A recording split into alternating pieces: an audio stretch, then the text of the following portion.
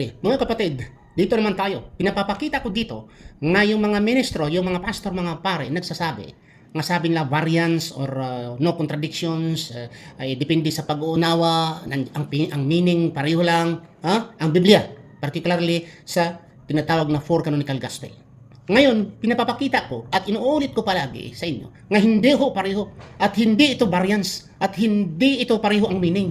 Dahil babasahin ko sa inyo isa-isa at kayo na ang mag-judge kung ito ay matawag pa bong variance or matawag po ba ito na the same meaning. Okay? Dito tayo sa nagbibisita kang Jesucristo sa libingan, yung pumunta sa kanya doon. Ilan ba talaga? Walang lalaki na mention, mga babae lang lahat. Mabasa natin sa Mateo 28, versikulo 1.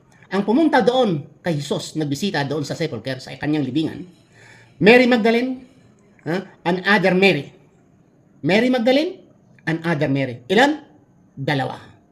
Mayroong mag-isip na 3, 4, 10 na Mary, dahil pareho lang raw yan sa dalawa, sabi nila. Pero para sa akin, ang dalawa is dalawa. Hindi pwedeng dalawa ay 3, 5, 10. Okay? Ang dalawa talaga, kung nasulat dalawa, di dalawa. Yan ang nasulat eh. Mateo 28, versikulo 1. Ang nasulat naman sa Marcos 16, versikulo 1, ang mga babaeng pumunta doon, si Mary Magdalene, Mary, the mother of James, and Salome. 3. So, I don't believe nga ang 3 at 2, ang meaning isa lang. Pareho lang ang meaning. At ito ay variance lamang. Hindi ito nagkakontradikto. Para sa akin, nagkakontradikto. Dahil hindi pareho eh.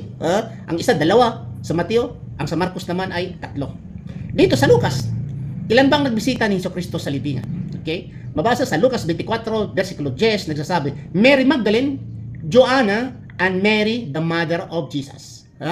Joanna, bago ito. Si Joanna, Mary Magdalene, and Mary, the mother of James. 3.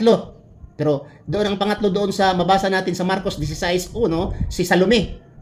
Ang pangatlo si Salome. Ay dito naman, ang pangatlo ay ang bago ditong pangalan is Joanna. Joanna. So pareho. Si Salome at Joanna pareho. Okay. 3 dito, ang sa 2. Dito naman tayo sa Juan 21, versikulo 1. Ilan ba ang nagbisita ni Jesucristo? Magaling, Mary Magdalene. Wala nang ibang na-mention. Mary Magdalene, the early morning, the first day of the Sabbath, the first day of the week. Ay, mga kapatid, isa lamang ang pumunta. Si Mary Magdalene. Sino ba talaga ang pumunta sa libingan ni Jesucristo? Si Mary Magdalene lamang? Si Mary Magdalene, kasama niya si Joanna at Mary, the mother of James, na 3 sila? Or sa Marcos 16:1, nga sinasabi, si Mary Magdalene, Maria, the mother of James, and Salome.